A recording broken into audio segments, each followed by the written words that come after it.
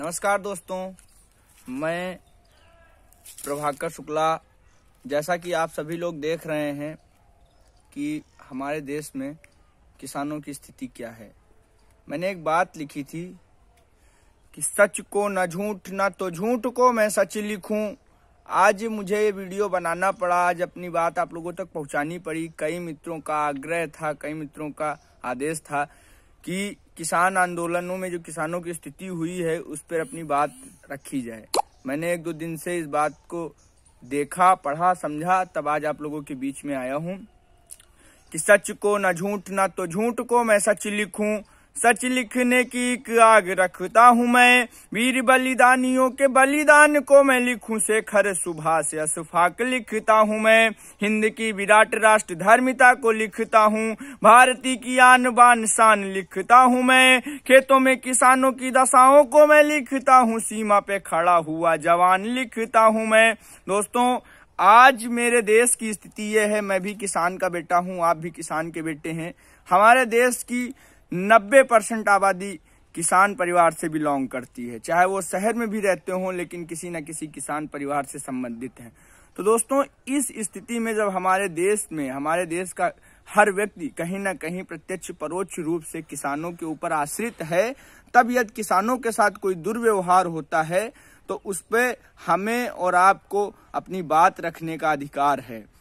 हालांकि मैं पंजाब के तरन तारण के एक किसान, जिनकी किसान आंदोलन में मृत्यु हो गई, उनके प्रति अपनी कृतज्ञता ज्ञापित करता हूं, श्रद्धांजलि ज्ञापित करता हूं। और इत्तेफाक ये था कि जिस दिन उनका किसान आंदोलन से 100 उनके घर पहुंचा, उसी दिन श्रीनगर में उनका जवान बेटा जो कि सेना में था वो भी शहीद हो गया। दोस्तों, हमारे देश में जब लाल बहादुर शास्त्री जी के जैसे नेता जय जवान जय किसान का नारा लगा के चले गए हों, उन्होंने हमारे देश के किसानों को, नौजवानों को और जवानों को एक संदेश दिया हो, तब यदि हमारे देश में ऐसा कुछ हो तो हमें बोलने का और अपनी बात रखने का पूरा अधिकार है। दोस्तों, लेकिन एक बात यह भी है कि माना आसमान में कोहरा घना है, लेकिन कि ये भी किसी की व्यक्तिगत आलोचना है। हमें किसी की व्यक्तिगत आलोचना नहीं करनी है। ना मैं किसान बिल का विरोध करता हूं, ना मैं किसानों के आंदोलन का विरोध करता हूं, ना मैं सरकार का विरोध करता हूं। हमें तटस्थ होकर अपनी बात रखनी होगी। चूंकि दोस्तों, स्थिति यह है, बीते दिनों छोटे छोटे आंदोलनों में जिस तरह एक विचारधारा हावी हुई, जिस तरह पीएफआई और अन्य संगठनों के लोग हावी हुए, ऐसे में हमें ये कह पाना मुश्किल है कि किसान आंदोलन में ऐसे लोग ना शामिल हों। हो सकता है ऐसे लोग शामिल हों जिन्होंने उग्रता के साथ प्रदर्शन किया हो, तब हमारे शासन प्रशासन को उनके ऊपर कोई कार्रवाई करनी पड़ी हो। ऐसे में हमारे निर्दोष किसान मारे गए और वे लोग बच गए। दोस्तों, ये हमारे देश में हो रहा है अगर, तो ये भी गलत हो रहा है। ये जांच का विषय है, सरकार को इस पे गौर करना चाहिए।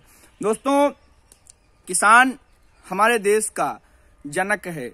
बड़े बड़े किसान नेता संसद पहुंचे हैं, लेकिन किसानों पर राजनीति करना सिर्फ और उनको आगे करके अपने आप को बढ़ाना, चमकाना, ये गलत है। देश का किसान गांव में रहता है, देश का किसान हमारे देश की मिट्टी में रहता है।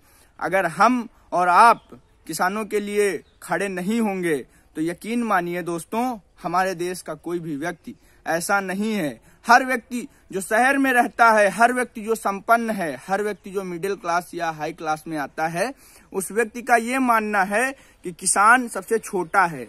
लेकिन दोस्तों, एक चीज ये याद रखिएगा कि बड़ी बड़ी कुर्सियां किसान आंदोलनों ने नीचे गिरा दी हैं। इसके पहले की सरकार किसान आंदोलन की ही देन थी, जिसके कारण चली गई। मैं किसी भी तरह से किसी का विरोध या किसी का पक्ष लेने नहीं आया हूं, तटस्थ होकर अपनी बात रखने आया हूं। अंत में एक छंद के माध्यम से मैं ये बता देना चाहता हूं कि मैंने अपने देश में क्या देखा।